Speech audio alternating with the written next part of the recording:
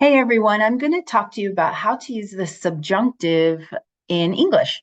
And we use it actually in American English more often. And when do we do it? Well, we do it when we want to show that something is important and when something is urgent. Okay, so I'll give you some examples of situations where we need to use urgency and show importance. And we do that by using the subjunctive. Now, what is that? What is the subjunctive? It's pretty cool, actually, because it's easy, meaning that it's a verb form and there's no change to the verb. Isn't that great? Because most of the time when we use a verb, we have to think, okay, do I add an S, an ED, an ING? Is it passive? Here, you don't have to think about that. Subjunctive means that you need to use the base form, simple form of a verb. That's it. No change. It doesn't matter what the subject is, if it's singular, plural, first person, third person, it doesn't matter. The verb doesn't change. Okay, so let me give you some examples here. So for this one, it says, it is vital that we learn to swim. Okay, so I'm going to explain this. It is vital that we learn to swim.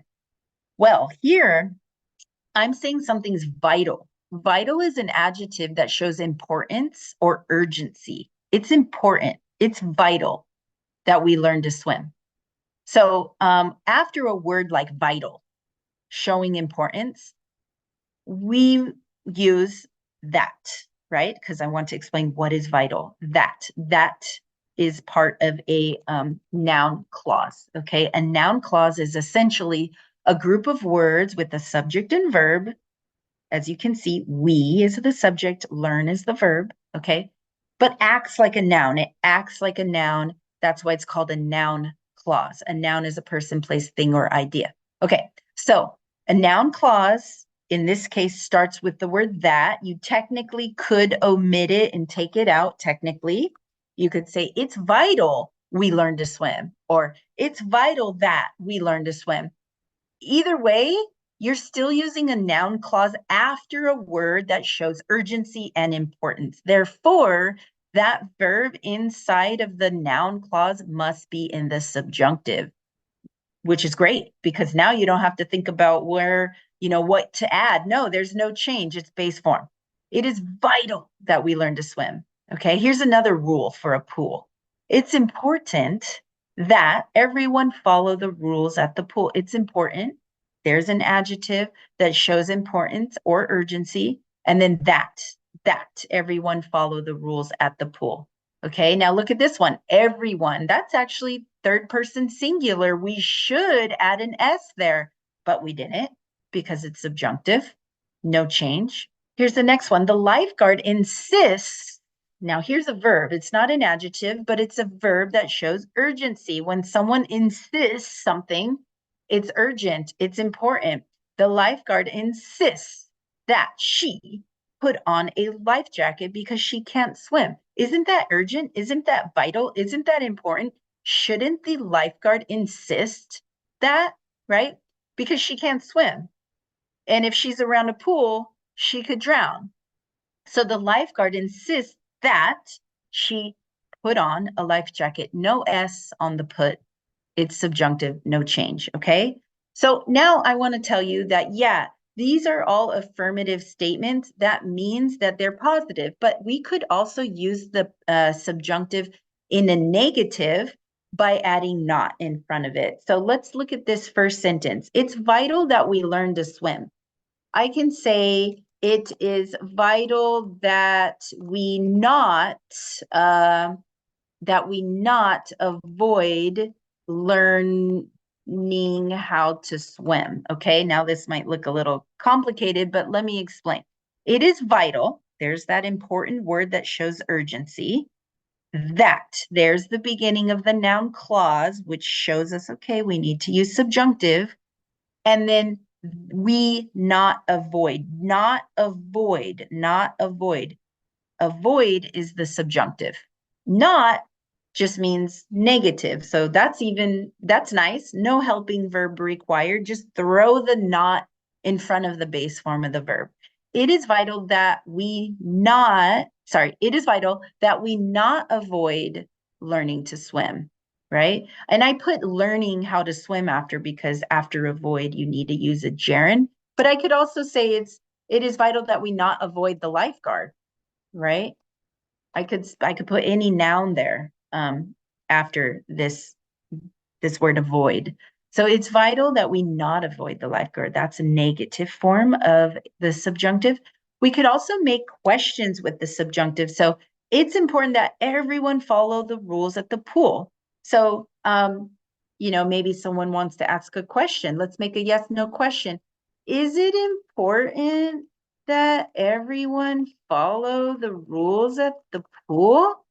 All I've done is change that into a yes, no question, but I kept the verb follow in the subjunctive because I'm still using a noun clause with that, and I'm still using the word important, showing that I'm asking if something is important. I'm asking if something is urgent. So I still need to use the subjunctive. We also can use the passive voice. We could use the present perfect, the past progressive, the present progressive. We could use the simple past. We could really use any verb form as long as we know that the subjunctive stays the same, right? So let me show you how I would use this in the passive voice. The lifeguard insists that she put on a life jacket because she can't swim, right? That she put on a life jacket, that's an affirmative statement. I'm going to turn that into the passive voice and not make it about her doing the action, but the action happening to her. That's what the passive voice is. So the lifeguard insists that a life jacket be put on. Here I have the word insist that shows urgency. And then I have that a life jacket be put on. That is the noun clause, right? And the only thing is I've changed now the subject is a thing and the verb is passive, meaning that I have a form of be plus past participle. Now, guess which part of that verb needs to be in the subjunctive? The first one, the be. It has to be in the subjunctive. That's how we show subjunctive. The first part of the subjunctive needs to be in the base form. So be put on. Put is the past participle of the verb put. So this is correct. The lifeguard insists that a life jacket be put on. Okay. What about if I want to use present progressive? I want to say the lifeguard is insisting that right now, right? The lifeguard's insisting that I or we put on our life jackets. Same thing. No change over here in the noun clause. The verb is base form. There is no change. It doesn't matter what the subject is. It's put, okay? What if present perfect? The lifeguard has insisted that we put on our life jackets. Same thing. It's still going to be the passive, sorry, it's still going to be the subjunctive base form, even though now we're talking about has insisted, right? It doesn't matter. It's still the subjunctive. It's still the base form. Now, let's look at some more verbs and adjectives that help us know or notice when we need to use the subjunctive. I said we use the subjunctive when we want to show something is important and urgent. Well, these verbs show that something is important and urgent. So if you use these verbs, advise, ask, demand, insist, require, suggest, you're essentially saying that something is urgent. So my boss demanded that I submit my information soon. The teacher insisted that the students turn in their work. This is all important, so we need the subjunctive. Adjectives. We also have adjectives that can show importance and urgency, like essential, vital, important, critical, necessary. These are adjectives that will tell you should use the subjunctive.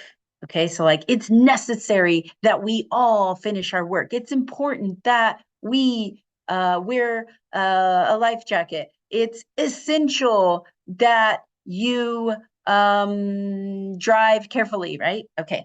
Now, I'm going to ask you, think about it. How would you finish these sentences here? If you're walking into a construction zone where it's dangerous, there are some rules you probably need to follow. Well, since rules are for important things and urgent things, we should use subjunctive. So let's look at this first sentence. It's important that what? If you're walking into a construction zone, it is important that that people wear safety gear. People wear safety gear. Okay, that's subjunctive. Wear, base form. Okay, how about here? It's critical that flip-flops, those shoes without a back that flop, it's critical that flip-flops not be worn. Now here I'm using the negative form of the subjunctive in the passive voice, okay?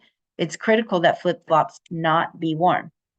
How about the county or the state? They have rules for construction zones. The county insists that an inspector be present during construction. I don't know. But the county insists that an inspector be present. That is the subjunctive. Be present. Be there.